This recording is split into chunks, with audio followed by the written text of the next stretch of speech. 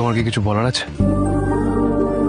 না, কিছু বলার থাকলে তুমি বলতে পারো, আমি শুনছি। আমি সেই জন্যই। রাহি বাড়ির সকলের সামনে গিয়ে বলে, আমাকে আজই ভুবনেশ্বরে চলে যেতে হবে, আমার ট্রান্সফার হয়ে গেছে। পিসি ঠাম্মি বলে, কি তুমি চাকরি করতে বাইরে যাবে? এখানে তোমার কিসের অভাব পড়েছে? রাহুল বলে, আমাকে জানানোর প্রয়োজন মনে করলো না, একা একা ডিসিশন নিয়ে নিল রাহি। রাহি বলে, আমি অভাবের জন্য এই চাকরিটা করছি না পিসি ঠাম্মা, স্বাবলম্বী হওয়ার জন্য চাকরিটা আমি করছি।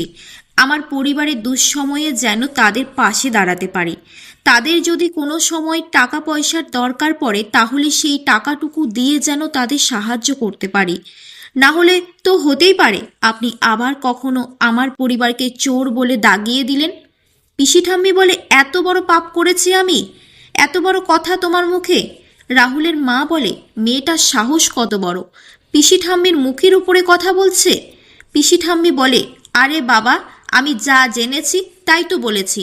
কি ভুলটা ছিল আমার? সত্যিই তো চুরি হয়েছে গয়নাগুলো, আর তোমার বোনই তো চুরি করেছে।